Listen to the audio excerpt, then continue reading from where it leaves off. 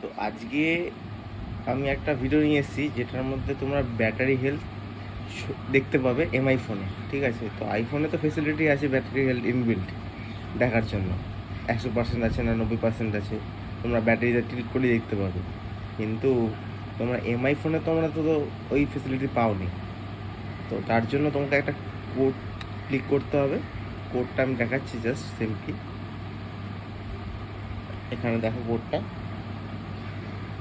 Star hash star hash 6485 hash star hash star.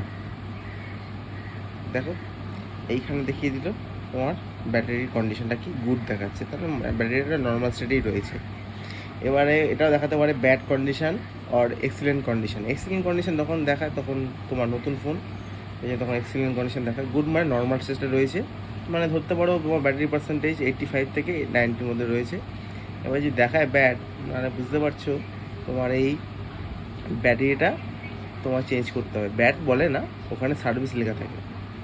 তাহলে ভেবে নিও 79 থেকে 50%-এর মধ্যে রয়েছে যখন তোমাদের ব্যাটারি পার্সেন্টেজ।